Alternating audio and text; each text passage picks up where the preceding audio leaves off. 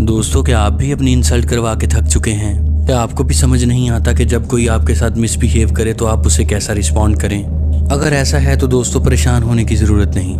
आज की ये वीडियो आपके लिए है। देखें दोस्तों, जब भी आप कुछ ऐसा करने की कोशिश करते हैं जो पहले कभी किसी ने ना किया हो, जो यूनिक हो और अपने आप में ही एक नई बात हो, तो लोग हमेशा आपको क्रिटिसाइज करेंगे क्योंकि उनमें खुद वो काम करने की सलाहियत नहीं होती। लेकिन दोस्तों, ज़्यादातर लोग आपसे इंसल्टिंग टोन में बात इसलिए करते हैं क्योंकि उन्हें लगता है कि आपको जवाब देना नहीं आता। लेकिन आज की ये वीडियो आपकी ज़िंदगी हमेशा के लिए बदल देगी, क्योंकि आज मैं आपको बात करने के चंद ऐसे तरीके बताऊंगा जिनके बाद कोई भी आपसे बदतमीजी करने की हिम्मत नहीं करेगा।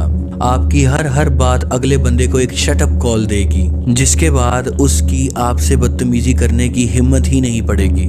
तो चलिए शुरू करते हैं।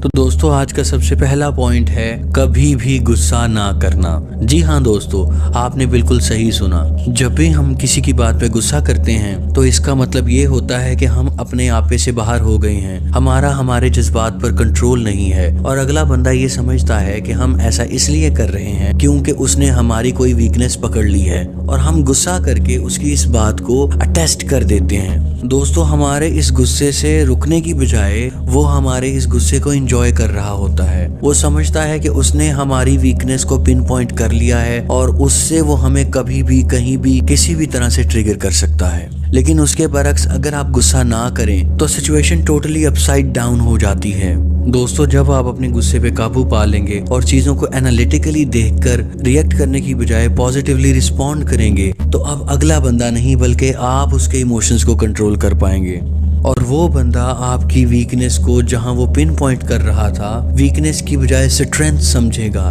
और उसे खुद अपने आप पे शर्मिंदगी महसूस होगी। तो दोस्तों, गुस्से को खत्म करने के लिए या उसे कम करने के लिए चंद पॉइंट्स मैं आपको बताता हूँ, जैसे कि ह्यूमर का इस्तेमाल करना, हमेशा पॉजिटिव रिएक्ट करना, बातों को सीरियस ना लेना और जिस वीकनेस को पिन पॉइंट करने की वो कोशिश कर रहे हैं उस पे काम करते रहना, उसको इम्प्रूव करने की कोशिश करना। दोस्तों, अगला पॉइंट, जब भी कोई आपसे बातें करते हुए या आपके इर्द गिर्द अपनी लिमिट्स क्रॉस करने की कोशिश करे तो 15 सेकंड के अंदर अंदर ऐसे सेंटेंसेस का यूज करें, ऐसी बातें करें जिससे उनको ये अंदाजा हो जाए कि नहीं, हमने ये लिमिट्स क्रॉस नहीं करनी। और दोस्तों, याद रखिएगा, जब भी आपने उन्हें शटअप कॉल देनी है तो आपने इमोशंस इन्वॉल्व नहीं करने, आपने माजी को इन्वॉल्व नहीं करना, आपने कोई एंग्जाइटी या कंसर्न नहीं दिखानी, बल्कि शॉर्ट से शॉर्टर सेंटेंस के अंदर आपने उन्हें शटअप कॉल देनी है, क्योंकि जितना शॉर्ट सेंटेंस होगा उतना ही पावरफुल इम्पैक्ट वो करेगा। तो दोस्तों, अब आज की वीडियो का आखिरी और सबसे अहम पॉइंट, सैंडविच रूल का इस्तेमाल करें। जी हाँ दोस्तों, आपने बिल्कुल सही सुना, सैंडविच रूल।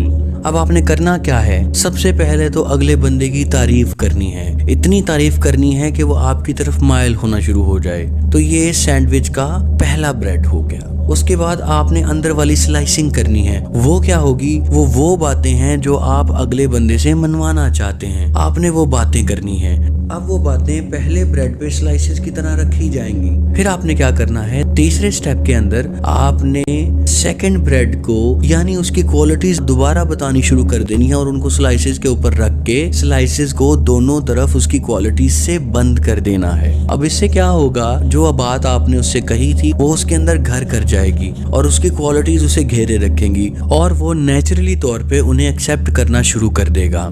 जी हाँ दोस्तों, तो ये थी आज की छोटी सी वीडियो। इस तरह की मजीद वीडियोस के लिए हमारे चैनल को सब्सक्राइब करना, बेल के आइकॉन को प्रेस करना और नीचे कमेंट करना बिल्कुल भी मत भूलें। शुक्रिया।